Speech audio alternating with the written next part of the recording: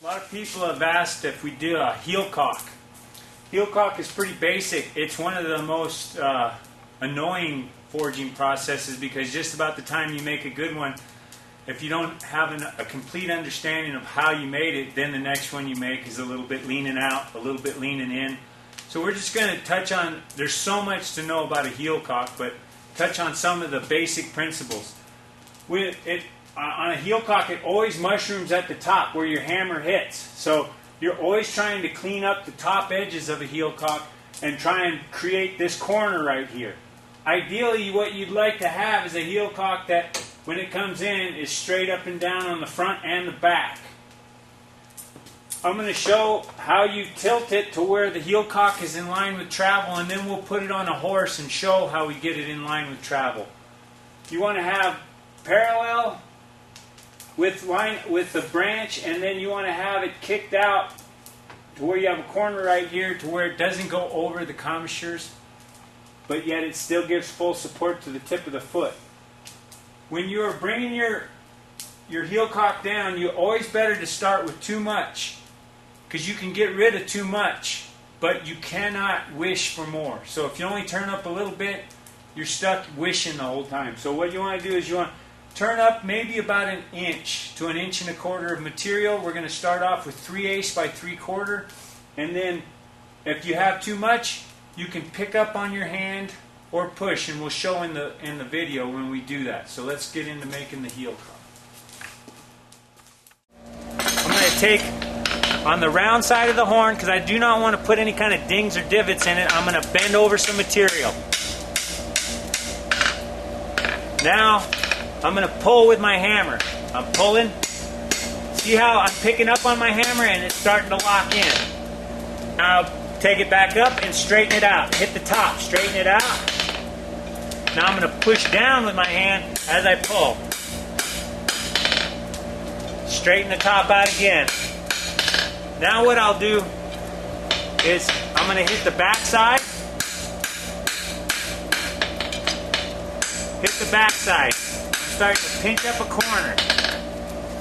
You can see it's starting to tilt forward again. I got it straight. Hit the back and pull towards your shoelaces. The hammer's going to be tilted. I don't want to hit it flat because that'll push the heel caulk away from me. Now I'm going to lean it back. You can see how I'm leaning it back. I'm starting to create the corner there. The next time I bring it out, what I will do is I'm going to make it for a right hind, which is I'll set it down this way and then pick it up this way. So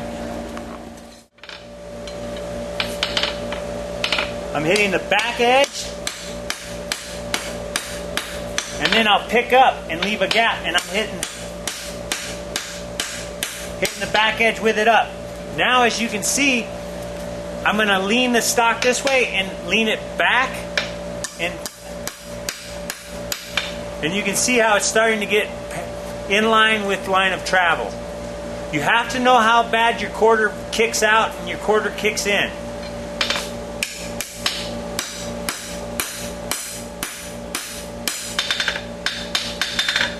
Hit the top, pick up here. You want to make sure you keep the stock from twisting either way. If you start letting the stock twist this way, the heel caulk will lean out really bad. If you let the stock twist this way, it'll lean in really bad. Then again, I'm going to lean back and have it at the same way as the branch kicks out to the quarter and hit the top of it.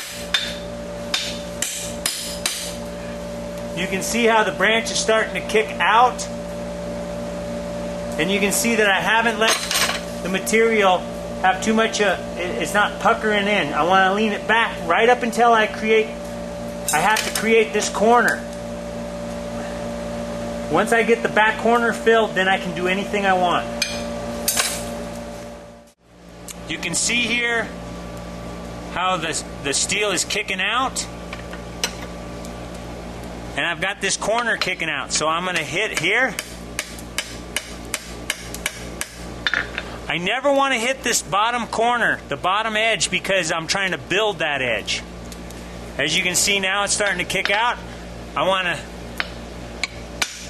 lean that back, and then I'll pull this way.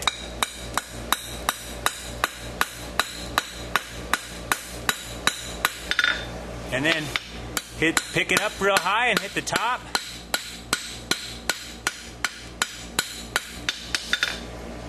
Then I would come back here and hit this corner.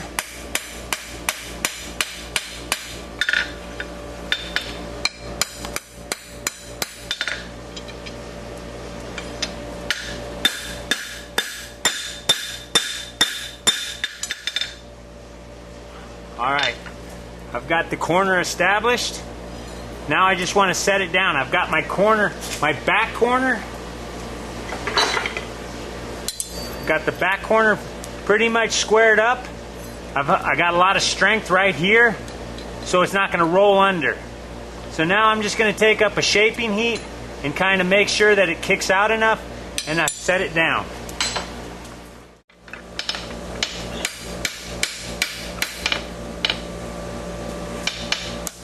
Get it flat. The hammer's going to come down.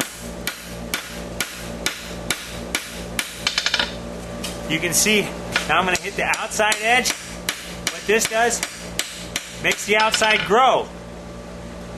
If I hit the inside will grow. But I want the outside to grow because it was starting to get... So now I'm going to come, square it up here.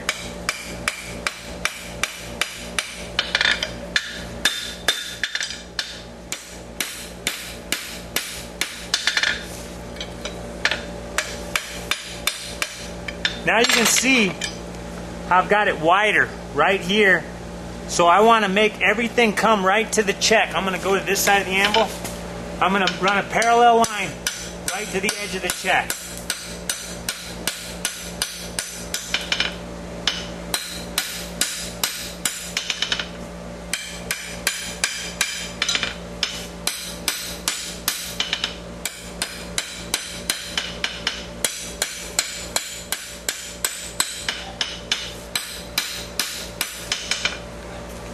You can see it kicks out. My frog and my commissure would be here. It kicks out. Boom. Makes a W. Boom. Comes up, hits the frog, comes down, makes the other side of the W. I can rasp and clean up right now, but what we'll do is we'll go to the foot and we'll show how it's supposed to fit on the foot, and then we'll nail the shoe on. Alright. After making the heel caulk, everything that we're doing is trying to make it to where the heel caulk is not trappy. It can come along the commissure, and it has the same kick, but yet it still is in line with travel. So what we want is we want it to not come over. We want it to be offset to where it shoots out to the bridge of the foot, and we're in line with travel. That's what we're trying to do when we're making our heel caulk. Alright, here's with the shoe nailed on. You want to be able to clean out. You're not over the commissure. I'm in line with travel. If you can see, the heel caulk probably came, if anything, a little bit long. The wedge is more of a safing type heel.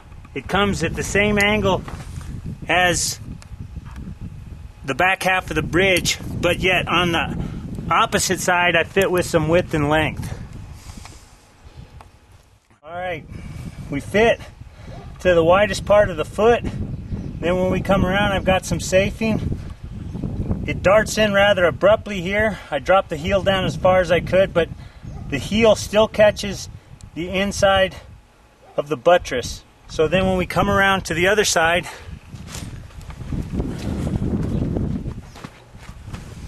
we still don't come over the frog. I came a bit long, but such is life.